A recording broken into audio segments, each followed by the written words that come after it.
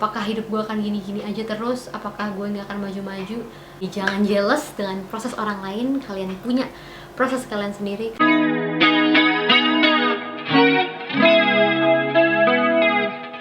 Hai guys, welcome back to my vlog. Di vlog kali ini aku akan membahas tentang quarter life crisis. Beberapa di antara kalian mungkin udah sering dengar tentang quarter life crisis sendiri, ataupun mungkin lagi mengalami yang namanya quarter life crisis atau krisis kehidupan seperempat abad. Tanya kenapa sih hidup kayak gini-gini aja? Ini antara kalian ada yang suka berpikir kayak gitu. Kapan sih gue sukses? Kapan sih gue bisa settle, berkeluarga, menikah, atau punya rumah sendiri, punya bisnis sendiri, punya uang yang berlimpah-limpah? Pasti kalian sering kan tanya-tanya hal seperti itu. Kok gini-gini aja ya hidup, kok gak ada kemajuan ya? Mungkin kalian sedang ada di fase quarter life crisis. Apa itu quarter life crisis? Proses pencarian jati diri yang umumnya terjadi di umur 20-an tahun hingga 30-an tahun, di mana seorang individu tersebut mulai ditandai dengan kebimbangan dan kebingungan yang terjadi untuk menjalani kehidupan dikarenakan banyaknya keputusan dan pilihan-pilihan yang harus diambil. Itu adalah bagian dari proses pencarian jati diri mereka. Mereka mulai bimbang dan ragu dalam mengambil setiap keputusan yang ada di kehidupan mereka. Kayak kemana sih arahnya kehidupan ini? Apa sih keputusan yang benar untuk diambil? Apa sih keputusan yang tepat untuk diambil? Itu biasanya disebut dengan quarter life crisis. Mungkin salah satu dari kalian lagi ada yang sedang berada di fase ini. Tapi kalian gak perlu khawatir, karena fase quarter life crisis ini adalah fase yang sangat wajar dan memang perlu dilewati untuk kalian bisa move on ke fase kehidupan yang selanjutnya. Apa sih gunanya quarter life crisis ini? Mungkin saat-saat quarter life crisis ini ada dari kita atau dari kalian yang merasa seperti depresi, stres, atau cemas yang berlebihan. Tapi itu semua perasaan yang wajar gitu. Karena dengan adanya quarter life crisis ini, kalian bisa lebih mengenal diri kalian sendiri, lebih memahami diri sendiri, dan lebih mengerti tentang apa yang kalian mau, apa yang kalian inginkan untuk kedepannya. Jangan cepat menyerah. Kalian harus tahu ketika kalian dalam fase itu, kalian justru harus ngumpulin banyak motivasi untuk bisa mempersiapkan diri untuk kemungkinan apapun yang akan terjadi ke depannya gitu. Jadi wajar banget kalau mungkin kalian gelisah tiap malam, mungkin kalian dapat kerja, belum dapat penghasilan yang ideal, belum dapatkan pasangan yang ideal. Wajar banget kan khawatir dengan masa depan. Hal yang sangat wajar terjadi di umur-umur kita ini, di umur 20 sampai 30. Ini dia tanda-tandanya kalau kalian sedang berada dalam fase quarter life crisis. Yang pertama, sering cemas, sering khawatir tentang masa depan. Kayak misalnya, apakah hidup gue akan gini-gini aja terus, apakah gue gak akan maju-maju, sedangkan teman-teman gue yang lainnya sudah berada di titik A, titik B, titik C, dan gue masih di bawah sini aja. Itu tandanya kamu lagi berada di fase quarter life crisis. Terus yang kedua, merasa nggak bahagia menjalani rutinitas saat ini. Mungkin dari segi financial atau dari segi pekerjaan, kalian merasa nggak puas dan selalu merasa kurang. Kalian merasa pekerjaan yang kalian jalani saat ini tidak cukup, nggak akan pernah cukup untuk membuat kalian bahagia di kehidupan ini. Kayaknya kurang deh ya, gue nggak akan bisa memenuhi kebutuhan gue cuma dengan kerja seperti ini. Terus mungkin yang selanjutnya, kalian merasa minder ketika melihat teman-teman yang lain yang lebih sukses secara finansial dibanding kalian, atau lebih bahagia secara emosional dibanding kalian. Padahal sebenarnya setiap orang tuh punya proses yang berbeda loh dalam kehidupan ini. Mungkin mereka duluan mencapai checkpoint mereka, tapi bukan berarti kamu gak akan nyampe ke situ. Kamu bakal nyampe ke situ kok, tapi dengan cara kamu sendiri dan dengan proses dan waktu kamu sendiri. Mungkin dia udah melewati semua prosesnya dia, makanya dia ada di situ. Jadi jangan melihat garis besarnya aja, tapi pasti ada hal besar juga yang udah dia korbankan dan dia lakuin untuk bisa berada di situ. Mungkin ini belum saatnya kalian. Mungkin ketika nanti kalian bersabar dan menunggu waktu kalian bisa selangkah di depan daripada mereka. Dan jangan pernah membandingkan kesuksesan orang lain sama kesuksesan kalian, karena tentunya setiap orang mempunyai definisi sukses yang berbeda-beda gitu loh.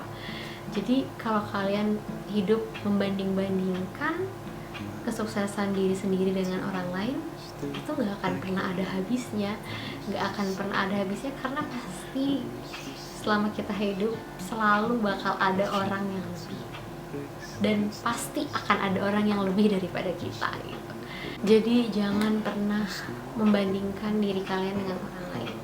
Bandingkanlah diri dengan diri sendiri yang dulu, dengan diri kita yang dulu, mungkin diri kita 5 tahun yang lalu. Kalau mau membuat refleksi diri tuh bandingkan diri dengan diri kita yang dulu. Apakah kita sudah lebih baik daripada diri kita yang dulu? Apakah kita sudah lebih baik karakter kita daripada karakter kita yang dulu? Kalau kita bandingin diri sama orang lain, gak akan pernah ada habisnya. Jadi usahakan untuk tidak berpikir seperti itu.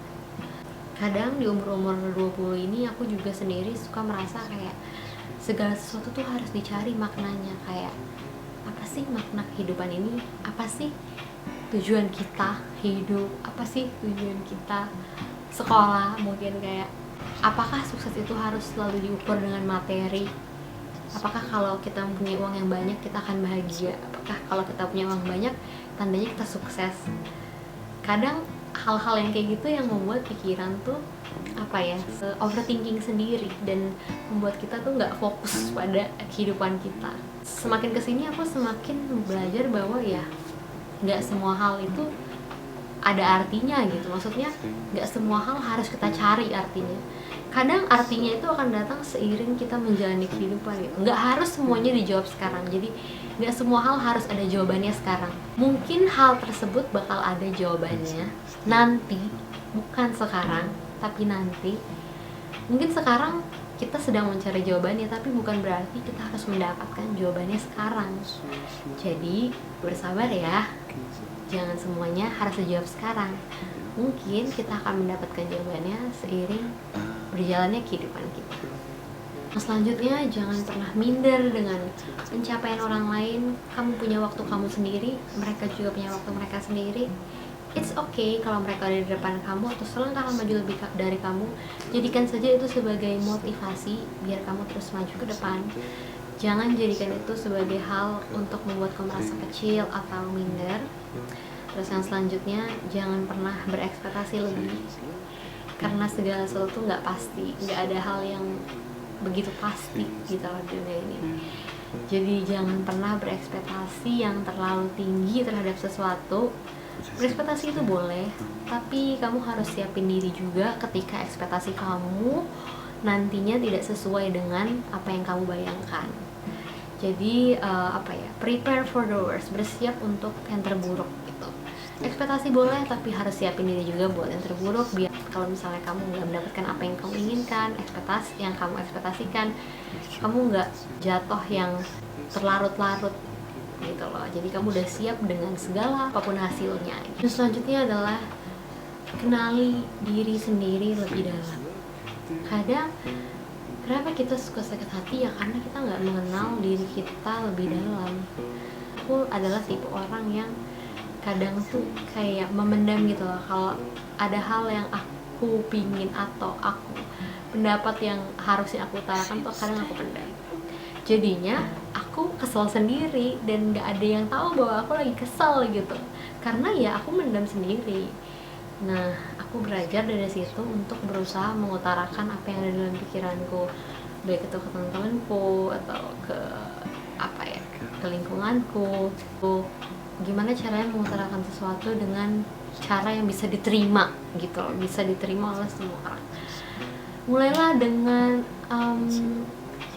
mungkin kita bisa menggunakan pilihan kata yang lebih bijak, biar orang tuh ketika mendengarkan pendapat kita juga malah welcome gitu. Terus habis itu kenali diri kalian juga lebih dalam, apa yang sebenarnya kalian butuhin.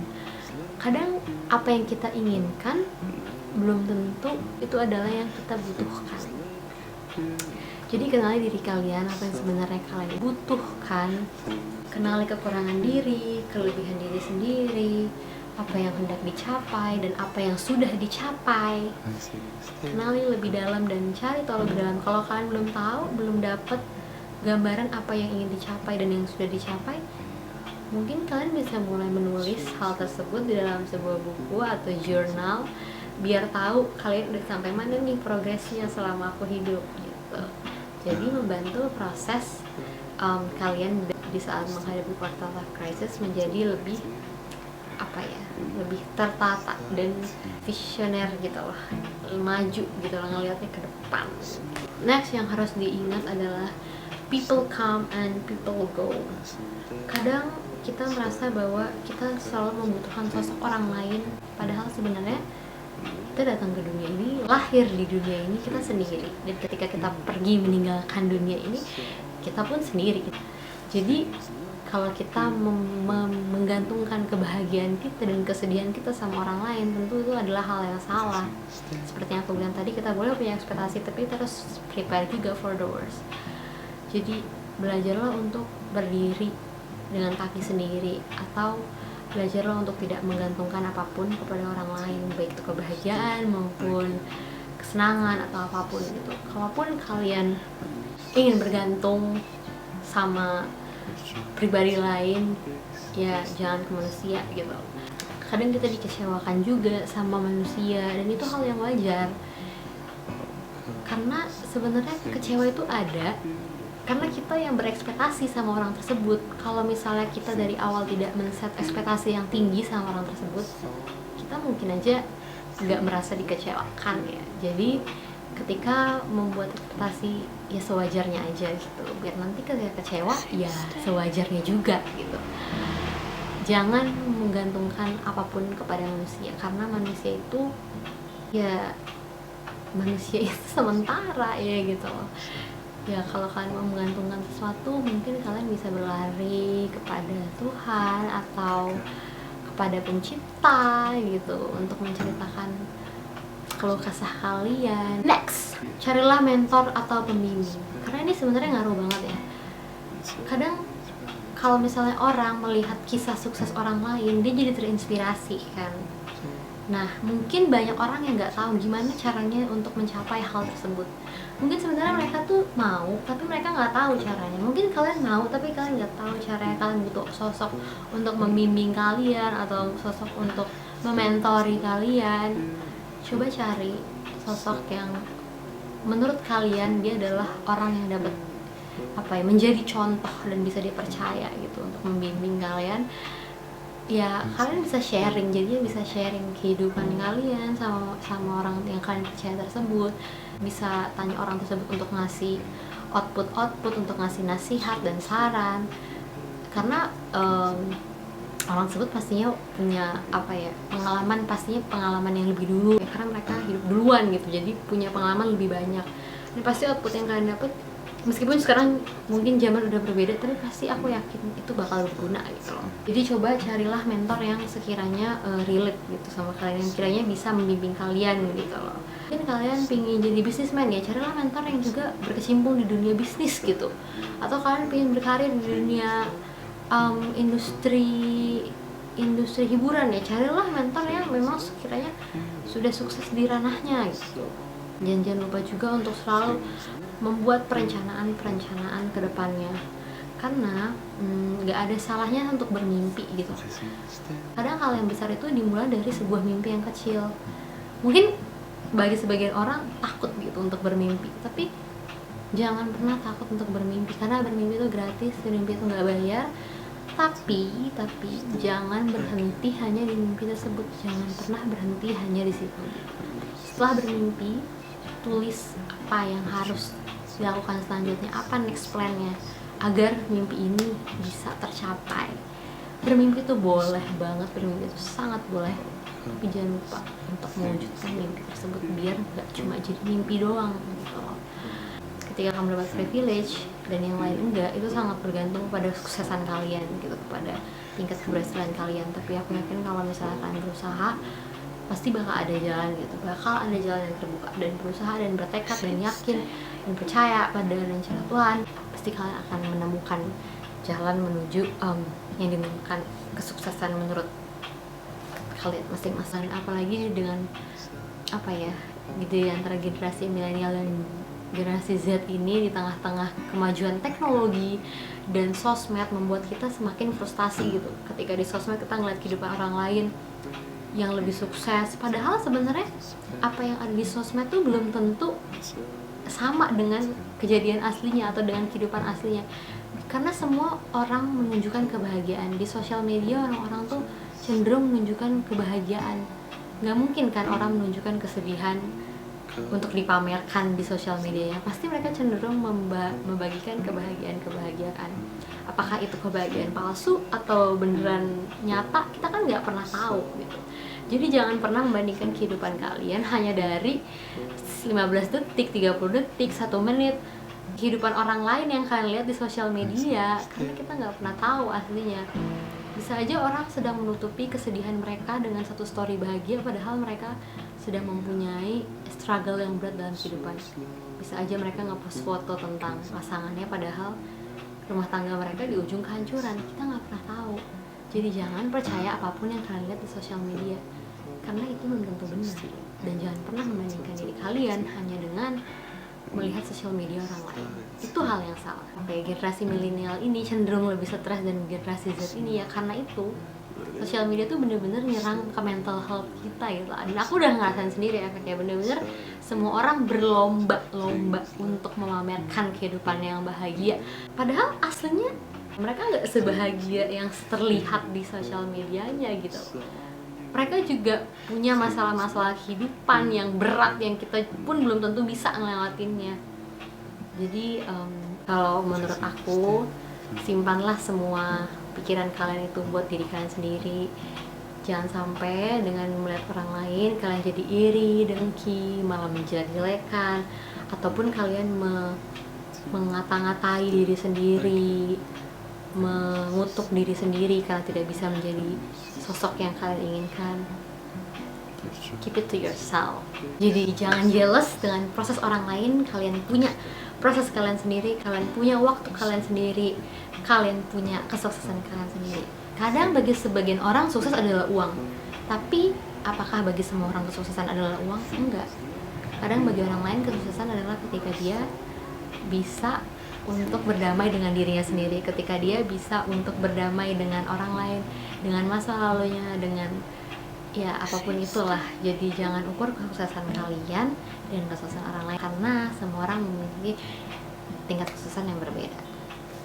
Carilah koneksi sebanyak-banyaknya, carilah link sebanyak-banyaknya untuk membantu kalian di masa depan. Bergaullah sama orang-orang yang sekiranya bakal berguna buat kalian di masa depan nanti.